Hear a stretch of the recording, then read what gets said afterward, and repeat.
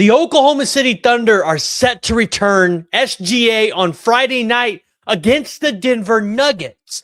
But the question every Oklahoma City Thunder fan should be asking up to this point is, what did the Thunder find in the absence of SGA this month? Because I think the Oklahoma City Thunder figured out a lot of things when SGA was sitting on the bench, and they had to find other guys to do it for them. What am I talking about? Well, we're going to dive into that today. Before we do, as always, want to hear from y'all. Join the discussion and let me know, how many more games does the Thunder lose? Will they retain not only the number one seed in the West, but the number one overall seed in the NBA when the NBA playoffs start? And if you're new to the channel, make sure you hit that like and hit that subscribe button. Would love to have you be a part of what we have going on over here. But SGA is set to make his return against the Denver Nuggets, against his rivalry opponent in the MVP race, Nikola Jokic. And the Denver Nuggets coming into town is going to be an intriguing matchup because the Nuggets are also trying to get healthy, trying to get guys back on the court for their last 20 games or so, really trying to figure out what they have and if they can make a deep playoff run.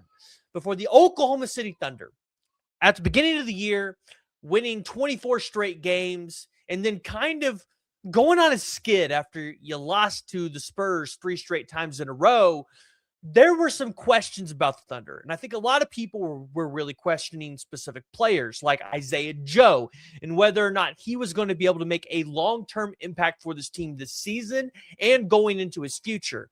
What did Aaron Wiggins' future look like with the Oklahoma City Thunder? Because definitely not the same guy that we saw last year, the guy that was able at times to take over games for the Thunder. But the Thunder went out and made a trade. And it was a trade that at the time, I think a lot of Thunder fans were really excited, but also kind of wondered how in the world would he fit for the Oklahoma City Thunder. And that was Jared McCain.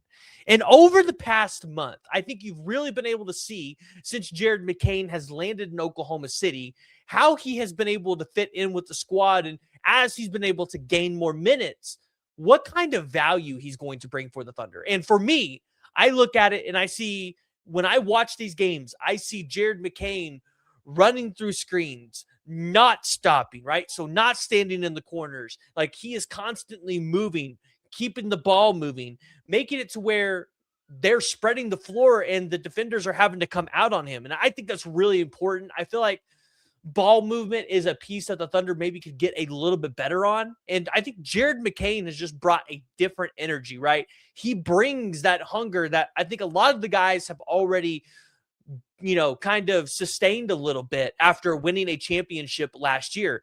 And interesting stat right here from Underdog about Jared McCain. This season with the 76ers, in 16.8 minutes, he was only averaging 6.6 points per game, a 38.5% field goal percentage, and a 37.8 three-point field goal percentage. While with the Thunder averaging 19 minutes a game, averaging 11.6 points per game, 44.9% from the field, and 44.1% from three. And so you would imagine that when SGA comes back and Jared McCain is out there with him, where I would imagine we're going to see Jared McCain SGA packages, you're going to continue to see the floor get spread and SGA be able to be a part of that.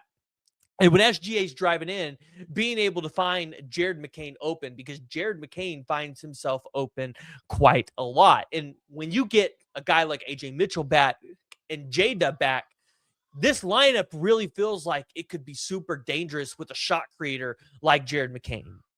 But additionally, somebody that might not be getting talked about enough is just how good Cason Wallace is and how good he has been. I saw another interesting stat from a guy by the name of Sam Quinn, who is for CBS over on Twitter, saying that Cason Wallace has 7 20-point games in his career. 5 of them have came this month, in the month of February. The Cason Wallace offensive leap is really fascinating on several levels, and it's going to really become a test for Oklahoma City, I think, in the off seasons to come, in figuring out how they're going to keep Cason Wallace when he becomes a restricted free agent. Because obviously, I think everybody recognizes how good Cason Wallace is on defense. and how elite he is there. But seeing what he's been able to do on the offensive side of the ball and how this could be a guy that could be a third option for you on a lot of really good teams. Cason Wallace is going to have a lot of suitors for him when he becomes a restricted free agent. So the Oklahoma City Thunder are going to have a tough decision on their hands and figuring out if they're going to want to retain Cason Wallace, and if they do, how they're going to retain him.